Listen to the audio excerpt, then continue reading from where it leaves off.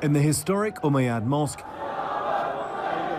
Syrians marked a new chapter today.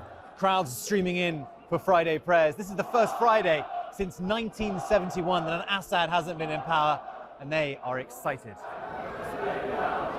Huge crowds packed into the 1,300-year-old jewel of Damascus' Old City to give thanks for freedom. Across this historic city, a transition underway. And in every major Syrian city today, huge crowds gathered in celebration. When they tried to protest under Assad, they were crushed. Now they sing. It's a day of celebration, but every time they see a journalist, they want to tell their story. They haven't ever been able to. This lady lost her brother more than 30 years ago, and she still has no news. Assad's crimes are only now being fully discovered. Tonight, proof of the huge drug-dealing business that kept him in power. We're at a warehouse just outside Damascus, and we think this is where Captagon, the drug that kept Assad's regime alive, is being stored.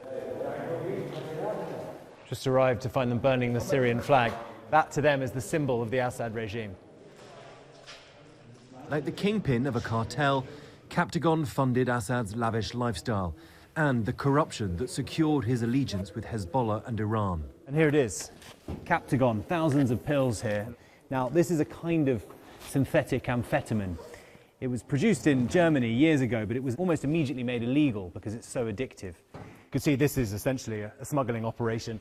The pills have been put inside these devices here, packed tightly, and then they, in turn, are put inside these electrical boxes. There are pallets of them here, crates ready to be transported. The primary customer were the Gulf states, but the US was really worried about this too, so much so that they passed the 2022 Captagon Act. They did not want these pills arriving on US shores. Each pill is worth as much as $20, making this haul potentially worth millions.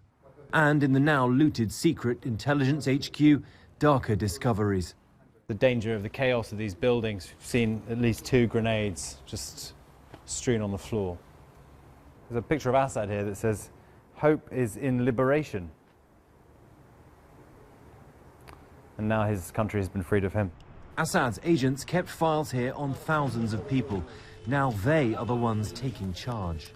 Everywhere you go in these buildings, you find files. This is a file for a senior officer in the army of Bashar Assad, and it says here on the front cover to continue to monitor his behavior because he is acting suspiciously. It's dated from 2015. That's right in the middle of the uprising. It was at the height of the paranoia of the Assad regime. Each of these different departments inside the government would spy on one another. So you'd have intelligence services spying on the military and the other way around. And this is what this is. And behind this front cover, you've got an entire file here of testimonials by informants on this specific individual. Mohammed was held here in these tiny cells 12 years ago. Wow, there were 4 people in each of these tiny rooms. Tiny space.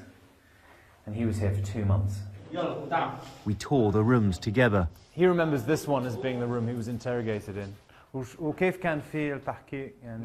ما في عيوننا مسكرة وإيدينا مربطة ما نشوف شيء. I asked him بس نسمع صوت. What it was like, and he said, I didn't see anything. They had me blindfolded, hands behind my back. The only thing I could do was hear.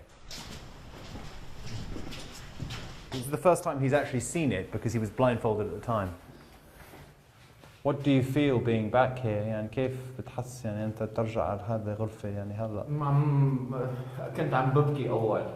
He was crying to begin with. Now I can breathe, he says. Our tour complete, Mohammed walks me out into the light of a new Syria he's hoping will be nothing like the old.